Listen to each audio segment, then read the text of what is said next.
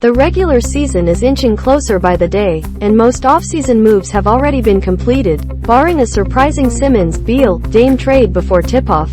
Each team's depth chart is mostly complete, so it makes sense to start analyzing how it could work come October.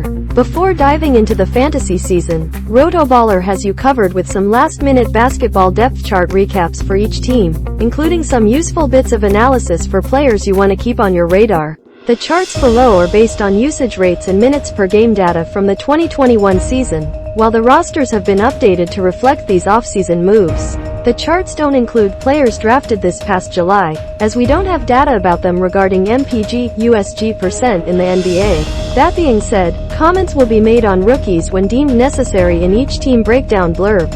Here are the current preseason depth charts for the Western Conference Pacific Division. Phoenix Suns, Fantasy Basketball Depth Chart. Our incredible team of writers received 5 total writing awards and 13 award nominations by the Fantasy Sports Writers Association, tops in the industry. Congrats to all the award winners and nominees, including NBA Writer of the Year, Best NFL Series, MLB Series, PGA Writer and Player Notes Writer of the Year. Other than losing JaVale McGee to the Mavericks in free agency, these Suns are pretty much the same as the ones that made it to the NBA Finals 2 seasons ago. Phoenix retained Deandre Ayton, matching the sheet he got from Indiana, and he will remain in Zona at least until January. Don't buy into any sort of dumb narrative of Ayton and the Suns clashing and impacting his performance. That said, Ayton is not even close to what any other top-tier big man can offer. Just among Suns players, he finished with the 4th highest total fantasy points last season and as a measly top 15 center in the NBA. Devin Booker is the obvious one of the team and the clear top fantasy pick, although I am loving Chris Paul more and more each passing day. There is a debate about whether he still has it in him or not, but I see no negatives in drafting him with an ADP of 40+ given what he keeps doing these days. 1-4-4-8, 1 baseline at the very least next year. Mikal Bridges is fantastic. Only for real-life matters and not so much fantasy. He can shoot with ease and is coming off putting up 53, 37, 83 splits for a 62.6% ridiculous true shooting percentage, but he contributes a low 1-4-4-2-1 with a little bit of everything but not a lot of anything, which hurts his fantasy upside. Not a lot more to extract from a very top-heavy Suns squad that serves no purpose for fantasy GMs other than when it comes to his 3 honchos. Landry Shamet will give you 3% and so will Cameron Johnson, with a little bit of RPG upside on top of that. But outside of those, there is nothing else to like in the desert.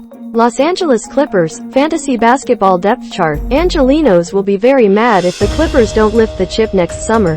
This roster is loaded and packed full of talent. There is no denying that with, well, the exception of injuries. Kawhi Leonard and Paul George are must-draft players no matter what happens.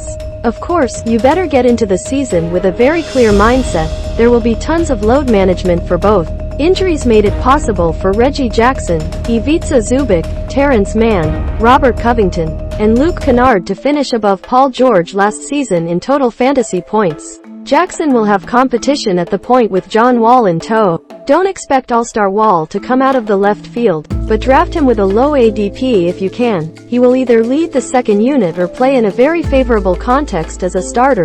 Mojo to be found in PPG, APG, and 3PA 3P%. Zubac, somehow, keeps flying under the radar season after season, but you should know by now that he's a mere walking dub with upside for some easy 10-8 and then some on top of that. Norman Powell only played 5 games for the Clips last year, so if you realize other fantasy GMs have forgotten about him in your draft, then exploit that bug because he's well worth it. Nearly 46, 42, 81st splits on 13+ FGAA and 5.5+ 3PA last year. The Clippers are a golden mine for 3-point shooters to the point that every player, except the centers, hoisted at least 1.43 PA per game and all of them hit at least 30% of them. Detailed breakdown. 3 players at 40% plus, Kennard, Batum, Powell, 2 at 37% plus, Covington, Coffey, 2 at 36% plus, Marcus Morris, Mann, and 2 at 35% plus, George, Xavier Moon. At a reasonable price, everybody on this team should be either draftable or a WW target to consider because all of them bring fantasy upside to the table on one front or another.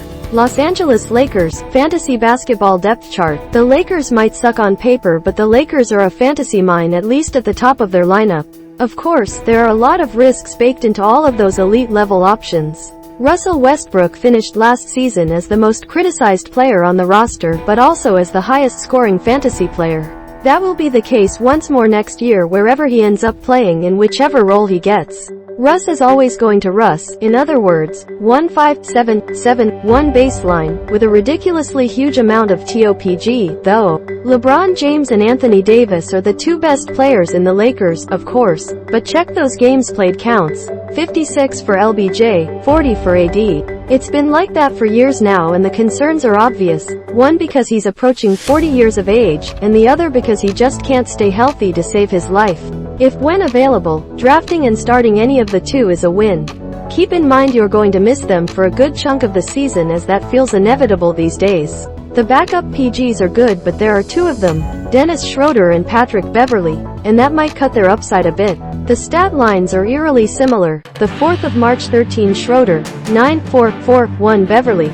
So don't really sweat it if you miss on drafting one and have to pick the remaining option. I always loved big man Thomas Bryant and he should start at center for this team. He will drop baby shots, high FG%, and can stretch the floor, 1.5 plus 3 PA.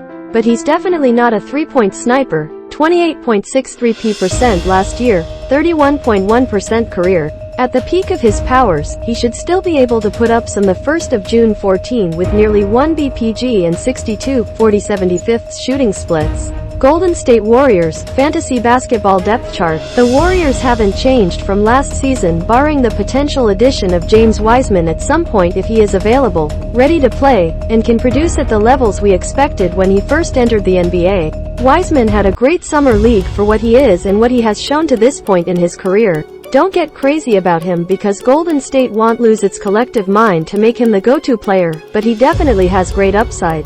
Kevon Looney is meh for fantasy GMs, 7.62 per game line, but only plays 21 MPG, so at least there is a path there for Wiseman to get large MPG. Other than that, the chalk picks are as chalky as ever. Your Steph Curry, Klay Thompson, and Andrew Wiggins. Draymond Green is a bit volatile on a game-to-game basis, but over the full season, he still found a way to a 7-7-7-1-1 stupid line, which is not great but should work for most GMs filling mid-lineup gaps. I don't think he's an under-the-radar target anymore after his last campaign, but Jordan Poole is legit and he's here to stay. He's coming off a top 50 OVR fantasy season, and somehow finished the year averaging 18 PPG, in a lineup featuring Wiggins, Curry, and Klay no less, and did so with a stunning 60% true shooting and hoisting 7.5 plus 3 PA a pop. He added 3 plus RPG and 4.0 APG just because Poole is cool. Too much hype about Kuminga and Moody, but they're ways away from becoming fantasy relevant.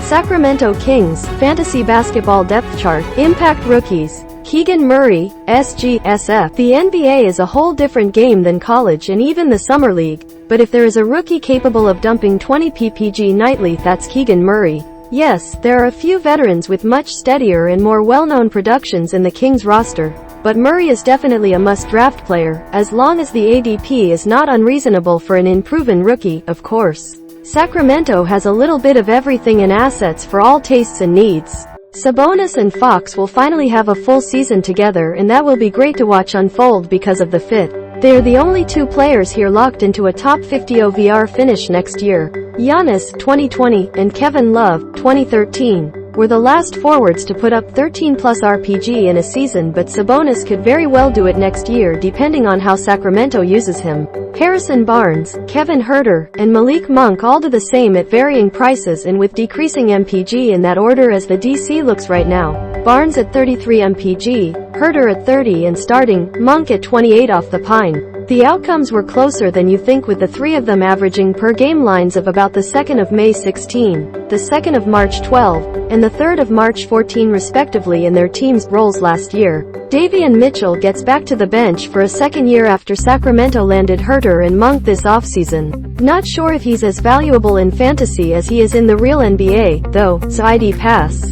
Rashawn Holmes is the best at the C, the 1st of July 10 with nearly 1 BPG and sky-high FG%, but the USG% is going to be ground-level low, so he better take advantage of every touch he gets. More fantasy basketball analysis.